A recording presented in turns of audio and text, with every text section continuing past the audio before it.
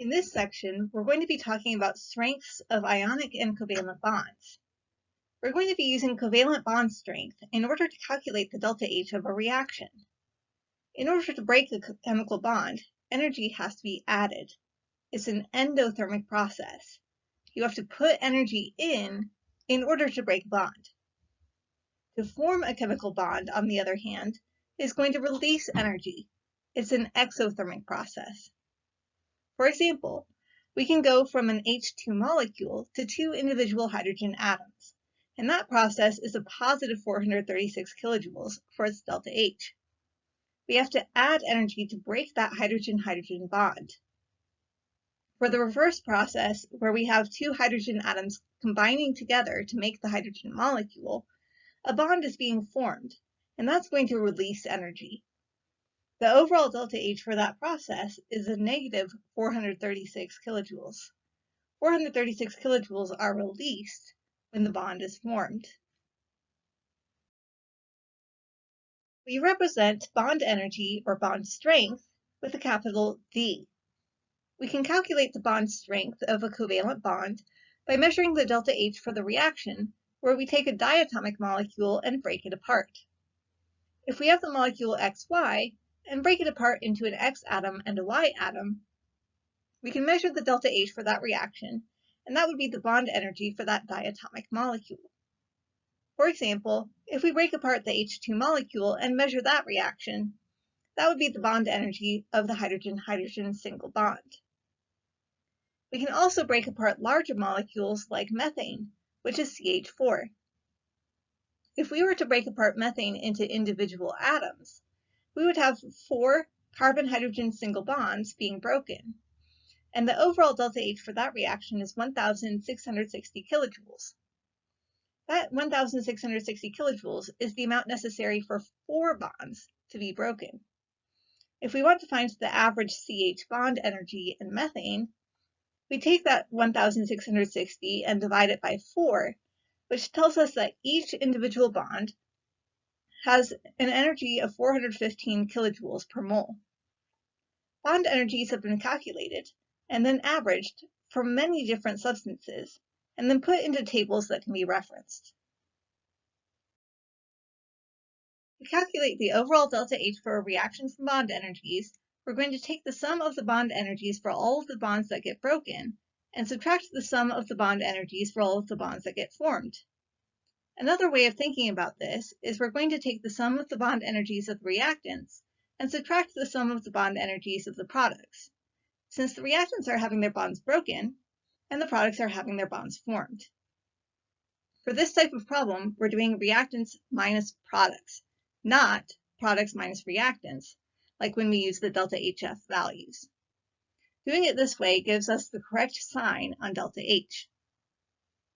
You're going to need to draw Lewis structures of all of the reactants and products to make sure you know exactly what types of bonds they contain and how many they contain.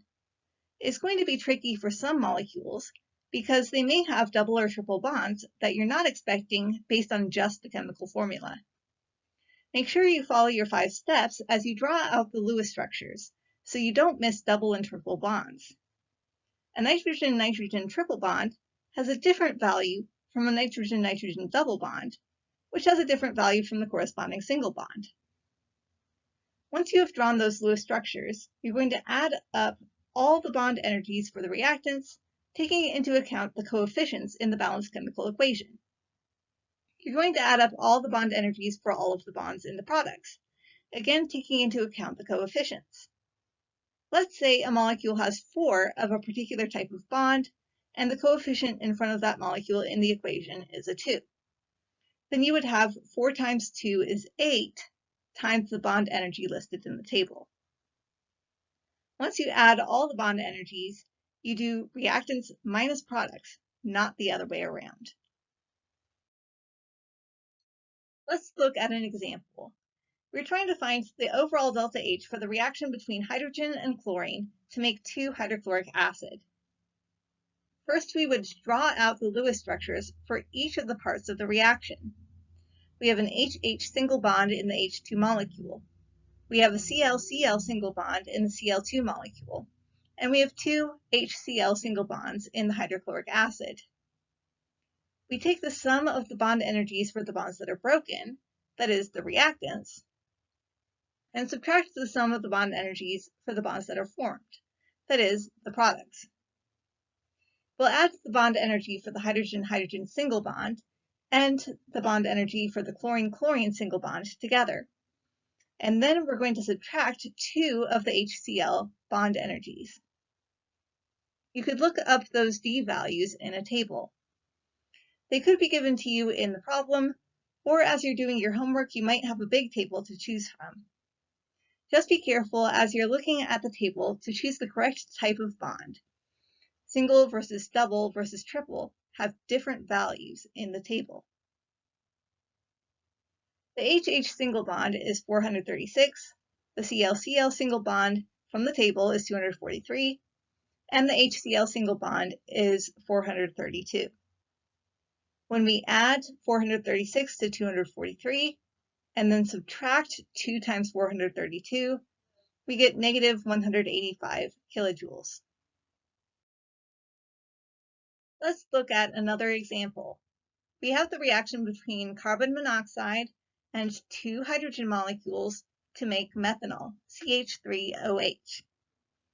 We would draw out the Lewis structure for each of those molecules.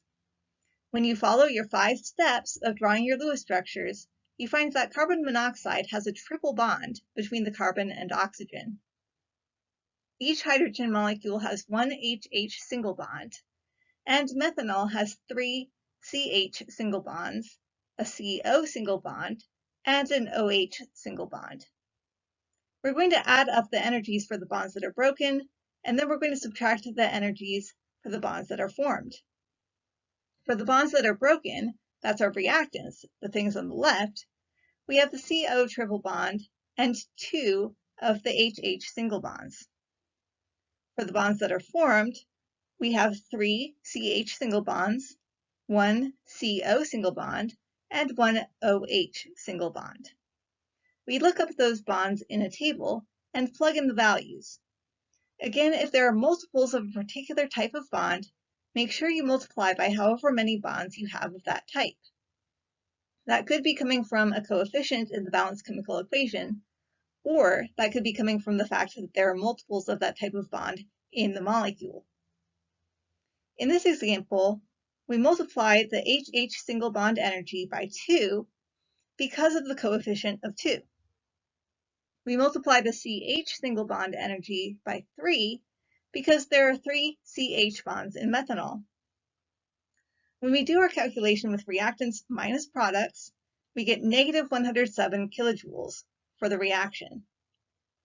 Because this method uses average bond energy values, it can be used to find the delta H of just about any reaction, but it may be less accurate than the other 2 calculation methods we have talked about. Calculate the bond energy of the OF bond using the standard enthalpy of reaction and the bond energy data provided. For the reaction, OF2 gas plus H2O gas yields O2 gas and 2HF gas. Delta H is negative 318 kilojoules. The OH single bond has a bond energy of 467 kilojoules per mole. The bond energy of the OO double bond is 498 kilojoules per mole. The bond energy of the HF single bond is 565 kilojoules per mole. This question is a little bit trickier because you're not trying to calculate the delta H. The delta H is given to you. What you're trying to find is the OF bond energy, and you're given all the other bond energies for the reaction in the table.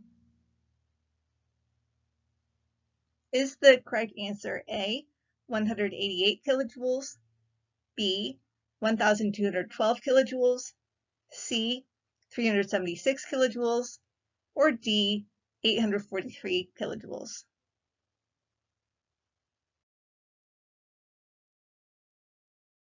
The correct answer is A, 188 kilojoules. You're given the overall delta H of the reaction. You're given some bond energies in a table, and you're trying to find the bond energy of the OF bond. You should first write out the calculation for delta H using placeholders for the bond energies in this equation. You would plug in all of the values for all of the bonds in the equation. There are two OH single bonds, there's an OO double bond, and there are two HF single bonds. You plug in all of those values from the table. One tricky thing is there are two OF single bonds. When you solve for the missing variable, which is the OF2, you have to divide that by 2 to find the bond energy of the single OF bond.